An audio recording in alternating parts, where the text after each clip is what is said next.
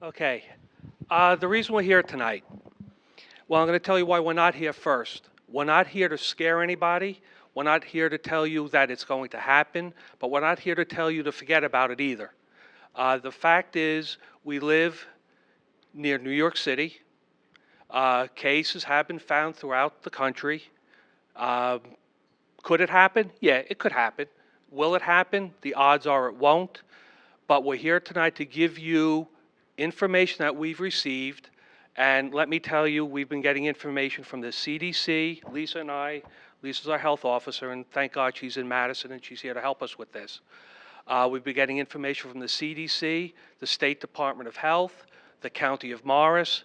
There's a lot of information being put out there right now. What we're going to do tonight is try to disseminate that information, give you what you need to make an informed decision if you're presented with a possible situation. And then we're going to go through some protocols that we need to follow should we actually come across a case where, yeah, it could be the Ebola virus that we're dealing with. All right? With this, I'm going to hand it off to Lisa, and she'll actually start the presentation. Also, I believe they were handed cards.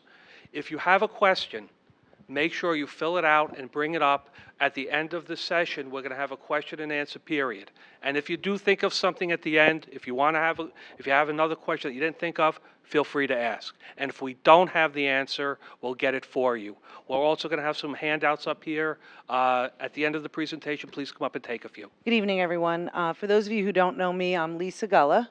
I'm the health officer for Madison and the Chathams. One other thing I'd like to just mention before we get into this, I know we have very heightened awareness in the state and in the country, but the most important thing that we would like you guys to know, first and foremost, is right now, it is not in New Jersey. Could it come to New Jersey? Absolutely, but it is not here.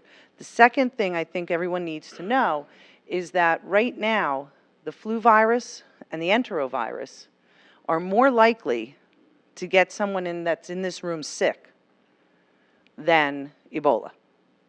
So I think that's the number one thing that we need to keep in mind. Ebola virus disease, it is an RNA envelope virus. It originated in 1976 in the Democratic Republic of the Congo. There have been 19 outbreaks prior to the current one that we have in West Africa.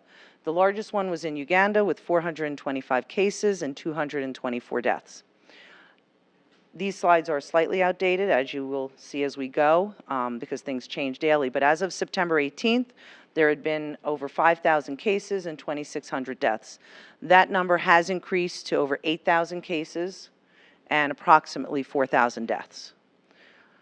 The host is the fruit bat. Its incubation is 21 days. Okay, that's very important to know, and we'll keep talking about that as we go along. It's transmitted by direct contact with blood or body fluids of a symptomatic person. And I'm taking special effort of a symptomatic person. If they are asymptomatic, they are not considered contagious at this point in time. Okay? The symptoms do include fever, headache, body aches, GI tract issues. Again, what does that sound very similar to? The flu. And it is considered an immediately reportable disease. Okay, and immediately reportable is to the health officer, and we will immediately report it to the Communicable Disease Service. Okay, it is a viral hemorrhagic fever, and we will talk about that as we go along. So, as of September 19th, you can see up there the EVD affected areas. There are, I believe, Liberia now has been taken off that list. So as you see, things are changing constantly, but Liberia has been removed from the list, that it's no longer considered an affected area. I receive information for the public. I constantly am sending it to our website. I'm also sending it to our contract communities websites to be uploaded for public information. Any information we get that is EMS or health related, I also forward it to our EMS coordinator. If there's something that it specifically affects the police department or fire, I'm sending it to them, and vice versa.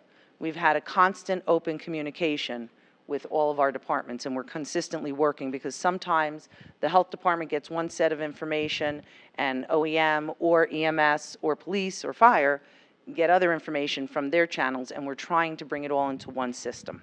Our case definition for the Ebola virus disease, we have several pieces of information. There's person under investigation, and that's somebody who may have consistent symptoms and risk factors that would include the clinical criteria of a fever of 101.5 with additional symptoms such as the severe headache, the muscle pain, vomiting, diarrhea, abdominal pain, or unexplained hemorrhaging. And they have to have the epidemiological risk factors, which includes being within the past 21 days in contact with blood or other body fluids of human remains or of a patient that was known to have or suspected for EVD.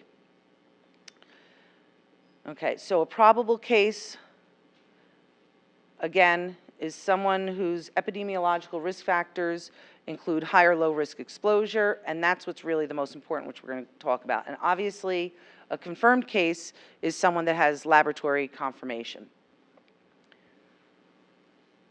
Okay, so the most important, high risk exposure. This is what we really need to focus on. It's somebody who's had percutaneous, which is needle stick or mucous membrane exposure to blood or body fluids of an Ebola patient, direct skin contact with or exposure to blood or body fluids of an Ebola patient without appropriate PPEs, processing of blood or body fluids of a confirmed Ebola patient without the appropriate PPE, or direct contact with a dead body without appropriate PPE. So specifically, one of the things they've discussed with us is you have to be within 3 feet of a person, okay, to be considered in direct contact. So it has to be 3 feet or less, okay, handling without appropriate PPE, or if there seems to be a breach of the PPEs, and we'll talk about that in a little bit, okay. Low risk exposures, and again, one more thing, they have to be symptomatic, obviously. If you're treating the patient, they have to be a symptomatic patient. I know a lot of people were concerned as far as doing quarantine checks, which will be a responsibility of our 2 wonderful public health nurses. Potentially our REHSs, if we needed to, they would also be called in to do this. So a low risk exposure is household contact with an EVD patient, other close contact with an EVD patient in a healthcare facility or community setting. That's why they're saying that's why they're asking to limit close contact, elevators. So voluntary quarantine, if you're asymptomatic and we're asking for a voluntary quarantine, I'm sure everybody has heard about the Princeton case, which made headlines, national headlines. In that case, Dr. Snyderman actually was more than 3 feet away from her cameraman, and at the time, he was asymptomatic. So she technically was a no-risk exposure. The issue is that she went into voluntary quarantine, and then she broke the quarantine, and she is a #1 media person who was on the news saying, if you're in voluntary quarantine, stay home. So that was really why they ended up putting her under mandatory quarantine, and actually, as of tomorrow, she will be released. Her 21-day quarantine is over. So again, being within approximately 3 feet of an Ebola patient or within the patient's room or care area for a prolonged period of time. Again, that's also why they're trying to stop them in the airports, because being on an airplane, you're in a close quarters with someone. The people immediately around you are less than 3 feet away. So that's what you want to focus on, the 3 feet distance, okay? Having direct brief contact, shaking hands with an EVD patient while not wearing recommended personal protective equipment. Again, remember, has to be a symptomatic patient. If they are asymptomatic, they are not contagious at that time. A no known exposure, they're not calling it a no risk, they're calling it a no known exposure case, is being in a country in which Ebola outbreak occurred within the past 21 days and having had no high or low risk exposures. The last piece that we wanted to talk about, and then we're going to go into the PPE, and then we're going to start working into some of your questions, is contact tracing, as I mentioned it before. Contact tracing is something that we do every single day. The nurses handle on any communicable disease that comes in on a daily basis. The difference with the contact tracing and the monitoring that will be in Ebola is that there's potentially many other people to reach out to, and we're going to have to do daily temperature checks. So the nurses will not only be following up on whom potentially were exposed, asymptomatic or symptomatic, they will be monitoring their temperatures to see if they turn symptomatic. And those temperature checks have to be done twice a day. We are hoping that that doesn't come to that, but our first phase would be doing over-the-phone temperature checks. It'll be very important that if such a scenario did arise, that we get those twice daily temperature checks. Okay? Our second mode of attack we're looking into is if we had to do it with someone we were unsure of, we're going to try and use the Skype method, and we're going to try and keep the staff minimized to exposure. If there is a voluntary quarantine, I've already discussed it with our chief here, that we would use pass-by. I would notify the chief, and he would have patrol cars do pass-bys to help ensure the voluntary quarantine. Unfortunately, if we ever had to get to a mandatory quarantine, we've already talked about dispatching an officer to sit outside that home if necessary. We don't believe it's going to be coming to that. We hope it won't come to that. But I think I want to assure people as much as possible that we're already trying to put those checks and balances in place. And we're going to continue to talk as the situation changes. You know, I think it's great that we have only the 3 cases. You know, sadly, we had the 1 death, but we only have 3 cases in the United States. I'm hoping it's going to stay that way. People have a great deal of fear about how long it lasts outside the body, okay?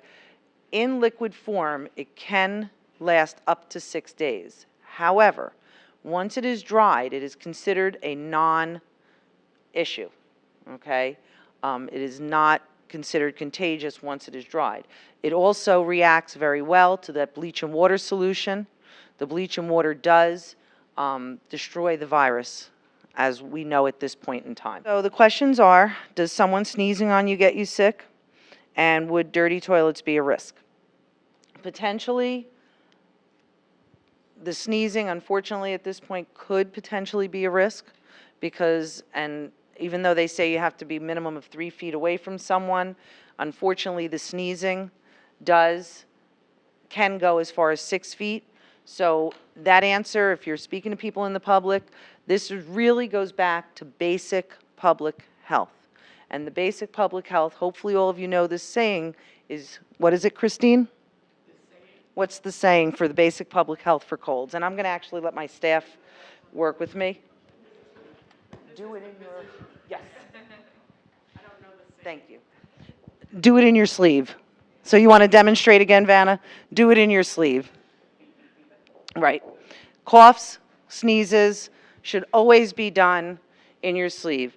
You should immediately be washing your hands. The Purell does not work on Ebola virus. That should be a secondary issue. And you should be washing your hands frequently. Okay? You should be doing that naturally. Okay? Do you want to talk about the toilet seats, Flo? Yeah. The toilet seats would be an issue if there were bodily fluids on it, for you to go into a public restroom where, you don't know that anyone was an Ebola patient, then it would not be an issue. But if there were body fluids from an Ebola patient in a hospital or something, it could be. The question is that if they do go out on a case and it's a suspect case, do they now have to bring the family members with them? And the answer is no. The family members should remain in voluntary quarantine, so to speak. They should be staying home. And at that point, once Bob is notified and then I'm notified, we will begin the contact tracing and we will do the monitoring, because at that point they're still asymptomatic. If anyone else in the family is symptomatic, they need to go with you. Please just remember, we want one unified message, and the message is that it is not here. We are preparing in the case that it could come here. But get your flu shot, wash your hands, and, really, we want to quell the public panic, okay? We are preparing, and we will be prepared should a case surface in the state of New Jersey.